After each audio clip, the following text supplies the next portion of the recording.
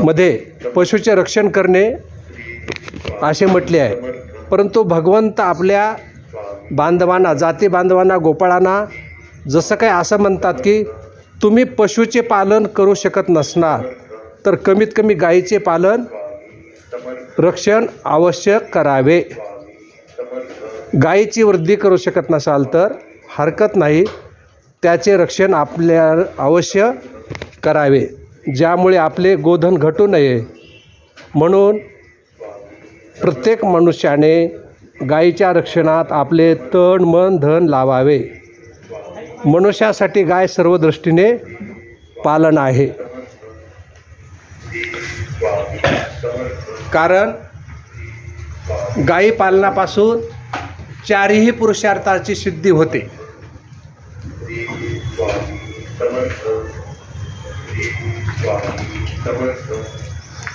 ते 4 पुरुषार्थ कोणते?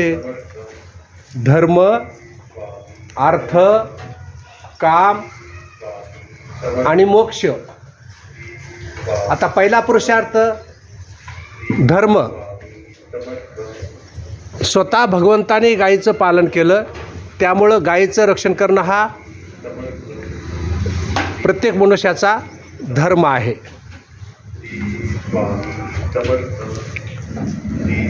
अर्थ म्हणजे पैसा. गायीच्या दुधापासून, तुपापासून शेतकऱ्यांना, मनुष्यांना, गोपालन करणाऱ्यांना धन मिळते, म्हणजे अर्थसुद्धा प्राप्त होतो. काम, सर्व इच्छा गायीच्या रक्षणानं पूर्ण होतात. आपला देश कृषीप्रधान आहे. शेतीमध्ये जितकी प्रधानता बैलाची आहे तितकी प्रधानता अन्य कुठल्याही प्राण्याची नाही. काही ठिकाणी रेड्याद्वारे सुद्धा शेती केली जाते. रेडा बलवान आहे, पण त्या रेड्यामध्ये सात्विक बल नाही.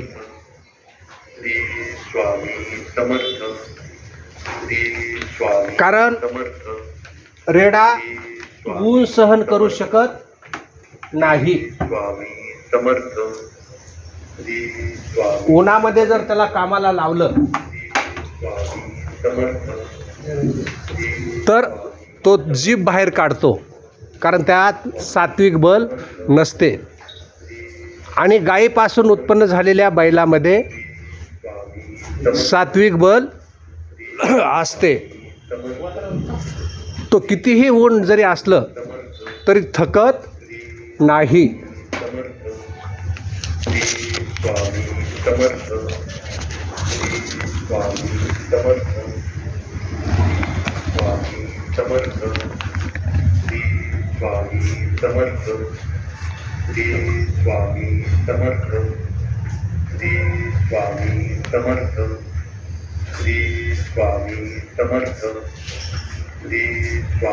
आणि गाय ही स्वतः सात्विक असल्यामुळे बैलसुद्धा सात्विक, म्हणजे सात्विक बल असतं. आता काही ठिकाणी उंटाद्वारे शेती करतात, पण उंट सगळ्याला घेणं परवडत नाही, महाग असतात. आणि बैल त्या मानानं स्वस्त असतात. परंतु चांगल्या अनेक बैलाची आपल्या दुर्दैवानं आपल्या देशामध्ये कत्तल होत आहे. त्यामुळे बैलाची संख्या कमी होत आहे आणि त्यामुळं बैलाच्या किमती वाढलेल्या आहेत. बैलाची किंमत जास्त झालेली आहे.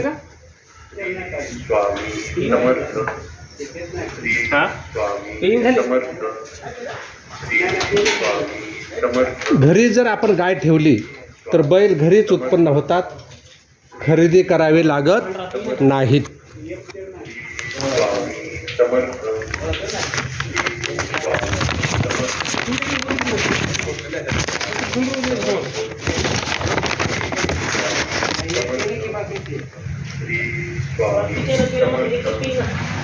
काही जण म्हणतात संकरित गाय दुधाला जास्त आहे. संकरित गायीपासून बैल कामाला येतात, दूध जास्त निघतं. संकरित गायीचं जरी दूध जास्त निघत असलं तर त्या गायी फार क्रोध असतात. आणि त्याच्यामुळं संकरित गाईचं दूध केलेल्या माणसाचा स्वभाव क्रूर बनतो. शिवाय त्यांचे बैल शेतीच्या कामाला उपयोगाला आणता येत नाहीत. कारण संकरित गाईच्या बैलांना खांदा नसतो आणि खांदा नसल्यामुळं त्यांच्या मानेवर जू ठेवता येत नाही. गाय पवित्र असते. तिच्या शरीराचा स्पर्श करणारा वायूसुद्धा पवित्र असतो. गाईचं शेण मूत्रसुद्धा पवित्र असते. गाईच्या शेणाने सारवलेल्या घरात प्लेग,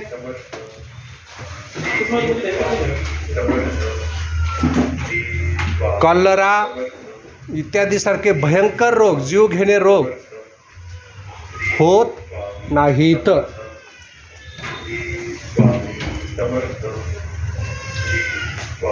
आता जगामध्ये युद्ध होतात आणि युद्धामध्ये बॉम्बचा वापर होतो. पण त्या बॉम्बचा सिमेंटच्या घरावर जेवढा परिणाम होतो तेवढा परिणाम सारवलेल्या गाईच्या शेणापासून सारवलेल्या घरावर होत नाही.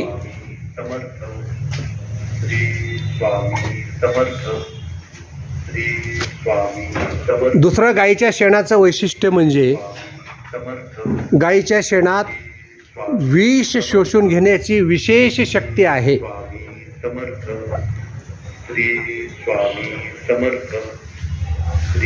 कारण साप चावलेल्या माणसाला जर पूर्ण अंगाला शेणाचा लेप दिला आणि परत अर्ध्या तासाने तो पहिला लेप काढून परत ताज्या शेणाचा दुसरा लेप जर दिला तर त्या माणसाचे सापाचं विष उद्गारलेले अनेक उदाहरणं अनेक साधू मुनींनी सिद्ध करून दाखवलेले आहेत. म्हणून गाईच्या शेणामध्ये सापाचं विष शोषून घेण्याची सुद्धा शक्ती आहे. इतकं गाईचं शेण सुद्धा पवित्र आहे. गाय ज्या शेतात ठेवली जाते तर ते शेत गाईच्या शेण आणि मूत्रापासून सुपीक म्हणजे ती माती ती जमीन कसदार होते. त्याच्यापेक्षा रासायनिक खत जर त्या जमिनीत टाकलं तर ती जमीन सुपीक न होता कडक होते, नापीक होते. कालांतरानं त्या जमिनीतून पीक निघेनासं होतं. म्हणून परदेशात रासायनिक खतामुळं ज्या नापीक जमिनी झालेल्या आहेत त्या जमिनी सुपीक करण्यासाठी आपल्या भारत देशातून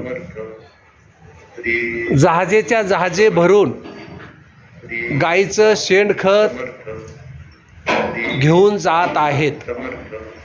कारण तिथल्या जमिनी त्या रासायनिक खतामुळं नापीक झालेल्या आहेत आणि त्या नापीक जमिनी सुपीक करण्यासाठी गाईच्या शेणाची अत्यंत आवश्यकता आहे.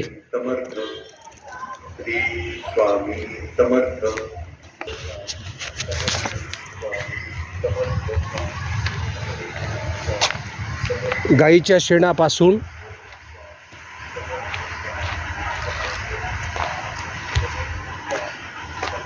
असं उत्तम प्रकारचं खत बनविलं जातं की जे शेतीत पिकांना, भाजीपाला, फळझाडे, फुलझाडे हे असं सुंदर ह्या गोशाळेमध्ये शेणखताचं गाईच्या नियोजन करण्यात आलेलं आहे. आणि छोटासा इथं त्या शेणखतापासून बगीचासुद्धा तयार करण्यात आलेला आहे.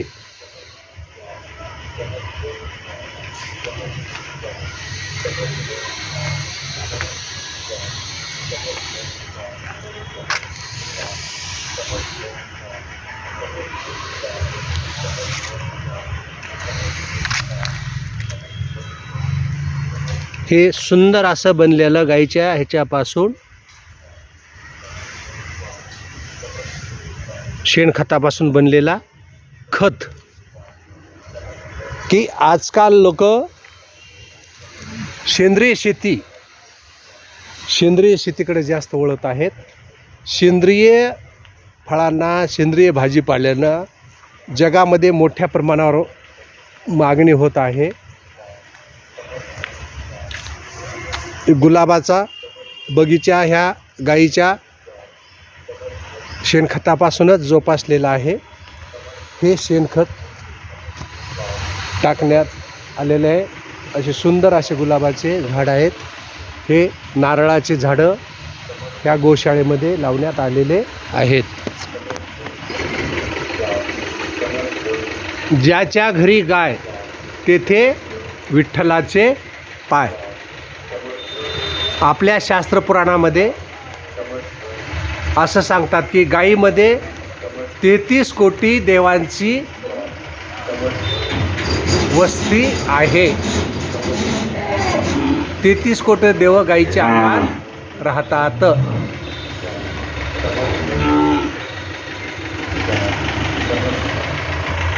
हे गायीसाठी चारा आणण्यात आलेला आहे.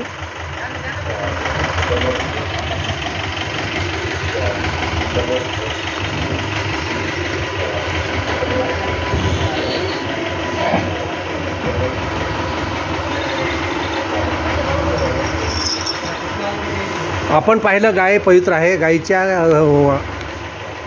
शरीरामध्ये 33 कोटी देव वास्तव्य करतात. म्हणून गायीपासून जेही काही उत्पन्न होतं ते पवित्र असतं. आणि त्या शेणखतापासून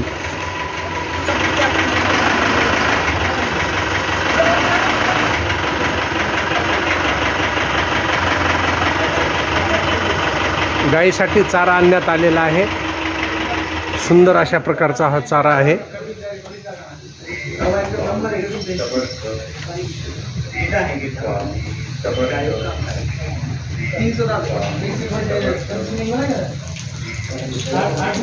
आमच्या देशातल्या ह्या देशी गाई, हे गाईचं गोमूत्र अतिशय पवित्र.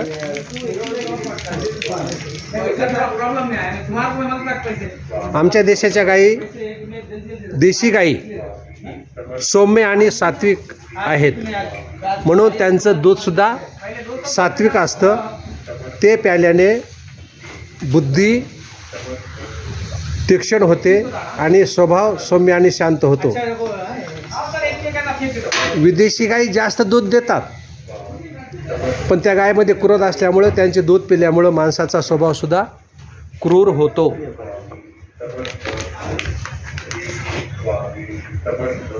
म्हशीचे दूध ते सुद्धा देशी गाईपेक्षा जास्त निघतं, पण म्हशीचं दूधसुद्धा सात्विक नसतं. त्या सात्विक दूध नसल्यामुळं म्हशीच्या दुधापासून सुद्धा जे बल मिळतं ते सात्विक बल नसतं. पूर्वी सगळे युद्ध घोड्यावर बसून लढल्या जात होती. जेवढे घोडे चपळ आणि तेज ते सैनिक शूर समजल्या जायचे, घोडे ते सैन्य बलवान समजल्या जायचं. तर त्याचं वैशिष्ट्य असं होतं की त्या घोड्यांना शुद्ध देशी गाईचं दूध पाजवल्या जात होतं. आणि त्या दूध पिल्यामुळे घोडे तेज होत होते. एकदा प्रयोग करण्यासाठी काही घोड्यांना म्हशीचं दूध पाजलं. घोडे लठ्ठ झाले, परंतु नदीत पार करत असताना ते घोडे पाण्यामध्ये बसले. कारण का? म्हैस पाण्यात बसते, म्हशीला पाणी फार आवडतं.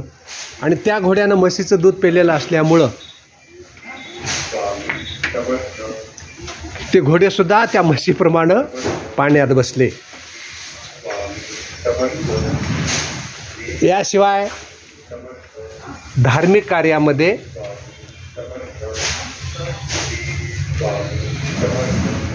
गायीची मुख्यता आहे. जे आपल्या हिंदू संस्कृतीमध्ये 16 संस्कार असतात, गर्भधारणापासून ते मरेपर्यंतचे, त्या पूर्ण संस्कारामध्ये गायीचा संबंध असतो. धर्म, जात वगैरे हे सगळं करते वळस. तर कोणत्या ना कोणत्या रूपानं त्या गाईचा संबंध आलेला असतो. तिचे दूध, तूप, शेण इत्यादी विशेष संबंध राहतो. गाईच्या तुपानं यज्ञ केला जातो. कुठली जर स्थानाची शुद्धी करायची असेल तर गाईचं शेण आणि गोमूत्र शिंपडून त्या स्थानाची शुद्धी करतात. विशेष काय, नरकातून जर वाचायचं असेल तर गोदान करा असं सांगतात. धार्मिक कार्यात पंचगव्य उपयोगात आणले जाते. दूध, दही, तूप, शेण आणि मूत्र या 5 गाईच्या पदार्थापासून ते पंचगव्य बनवलेले असते. कामनापूर्तीसाठी पूर्वी काही यज्ञ केले जात, तर त्या यज्ञात गाईच्या तुपाचा वापर होत असे.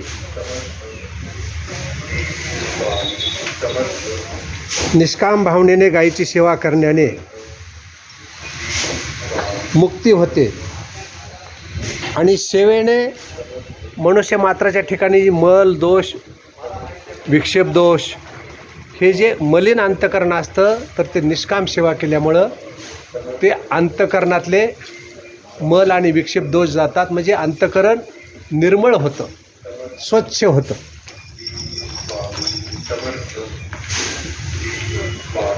साक्षात जगद्गुरू भगवान श्रीकृष्ण यांनी पायात कुठलंही वाहन न घालता अनवाणी पायानं गाईचं गोपालन केलं, गाईची रक्षण केलं. म्हणून त्यांना गोपाळ पडले. प्राचीन काळी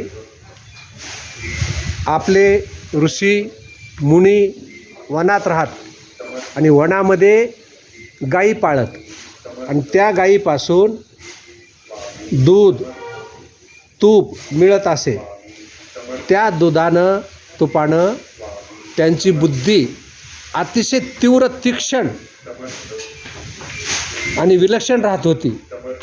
त्यामुळे मोठमोठ्या ग्रंथाची ते रचना करत. ते ग्रंथ जर आपण आज पाहिले तर ते ग्रंथाचं अर्थ करणारे, वाचणारे सुद्धा लोक शिल्लक राहिले नाहीत. त्याचं कारण काय? सर्वांना गाईचं दूध मिळत नाही. गाईच्या दुधाने आणि तुपाने मनुष्याचं आयुष्य वाढतं. म्हणून गाईच्या तुपाला संस्कृतमध्ये दुसरा शब्द आहे आयु. आयु म्हणजे आयुष्य, आयुष्यवृद्धी.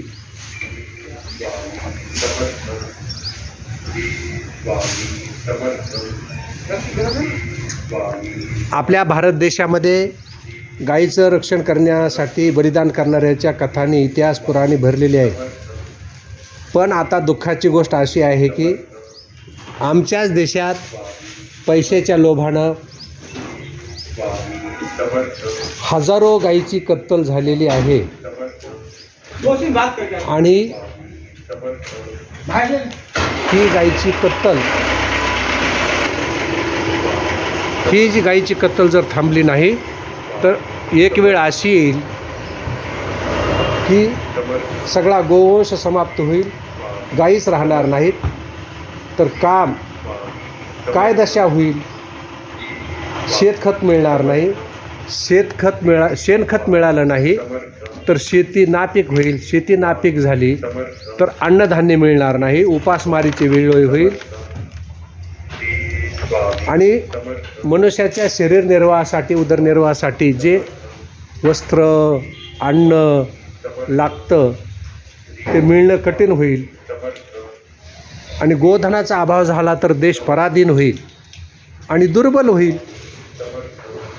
आता सध्या म्हणजे वर्तमान काळात जे अकाळ पडतो, अनावृष्टी, भूकंप, आपसातील कलह, हेवेदावे, युद्ध, हे ज्या काही गोष्टी इतर व्हायला लागलेल्या आहेत, तर हेला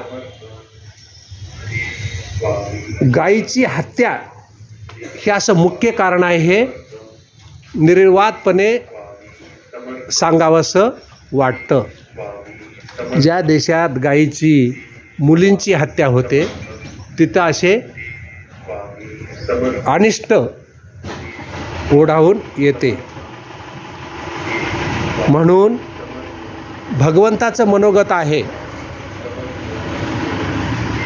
स्वामी समर्थ भारत देशवासियानं सनातन धर्मीयांनी आपली पूर्ण शक्ती लावून कोणत्याही परिस्थितीत गोरक्षण करणे, त्यांची कत्तल होण्यापासून कत्तलखान्यात जाऊ न देणे हे आमचं प्रत्येक भारतीयांचं परम कर्तव्य आहे. गायीची सुरक्षा करण्यासाठी सर्व बंधू भगिनींनी आपल्या घरी गायी पाळाव्यात, त्यांचं पालन करावं, गायीचे दूध तूप वापरावे, दुसरा गॅस न वापरता गायीच्या शेणापासून जो गॅस तयार होतो त्यासाठी गोबर गॅस, ह्याच्यासाठी शासनसुद्धा मदत करतं, तर गोबर गॅसचा वापर करावा. गायीच्या रक्षणाच्या उद्देशाने, विशेष काय गायीच्या रक्षणाच्या उद्देशाने गोशाळा बनविल्या जाव्यात. दुधाच्या उद्देशाने नव्हे, त्यांच्यापासून पैसा मिळेल ह्या उद्देशाने गोशाळा तयार करू नये, तर गायीचं रक्षण व्हावं ह्या उद्देशाने गोशाळा बनविल्या जाव्यात. आता प्रत्येक गावात खेड्यापाड्यानं गायी चरण्यासाठी स्वामी समर्थ ठराविक जागा राखून ठेवलेली असते. तिला विशेष नाव आहे गायरान, गायीसाठी रान. समर्थ पण दुर्दैवानं आज त्या गायरानावर बरेचसे अतिक्रमण झालेले आहेत. स्वामी तर समर्थ श्री स्वामी जेवढे काही गायरान आहेत ते गायीसाठी असतात. पूर्वीचा फार उद्देश चांगला होता, समर्थ गायीच्या रक्षणासाठी स्वामी समर्थ मोठमोठी गायरानं होती, कारण तिथं पूर्ण गावच्या गायी येऊन चरत होत्या. कोणाचीच मालकी नव्हती, कोणाची गाय तिथं येऊन चारल्या जात होती. पण त्या गायरानाचं रक्षण करावं.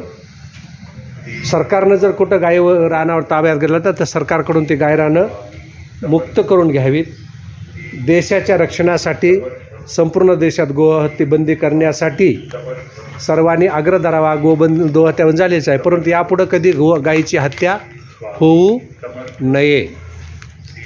स्वामी समर्थ श्री स्वामी समर्थ श्री स्वामी तर अशी ही गोशाळेला स्वामी समर्थ भेट श्री स्वामी भगवंताने भगवद्गीतेत सांगितल्याप्रमाणे स्वामी समर्थ श्री स्वामी समर्थ श्री गोसेवा समर्थ श्री करण्याच्या हेतूनं ही भेट देण्यात आलेली आहे. गोसेवा कशा प्रकारे चालते, समर्थ गाईच्या गोट्यातील स्वच्छता, समर्थ श्री स्वामी समर्थ श्री स्वामी समर्थ श्री स्वामी समर्थ श्री स्वामी समर्थ श्री स्वामी समर्थ सर्वांना नम्र विनंती आहे स्वामी समर्थ की शक्य असेल तर 1-2 प्रत्येकानं आपल्या आपल्या घरी गायी पाळल्याच पाहिजेत. त्याशिवाय गायीचं रक्षण होणं शक्य नाही. सर्वांनी गायीचं रक्षण करणं हे प्रत्येक भारतीयाचं आद्य कर्तव्य आहे. नव्हे तर हे आपण जर भगवद्गीतेचा अभ्यास केला तर स्वतः भगवंतानीच गायीच्या रक्षणाची सुरुवात, आपल्या जीवनाची सुरुवात गायीच्या रक्षणानंच केलेली आहे. गायीचं गोपालन, अनवाणी राहून गायीचं गोसेवा केलेली आहे. त्यांना चारणं, पाळणं, संरक्षण करणं. स्वामी समर्थ श्री स्वामी समर्थ श्री स्वामी समर्थ श्री स्वामी समर्थ श्री स्वामी समर्थ श्री स्वामी समर्थ श्री स्वामी समर्थ श्री स्वामी समर्थ श्री स्वामी समर्थ श्री स्वामी समर्थ श्री स्वामी समर्थ श्री स्वामी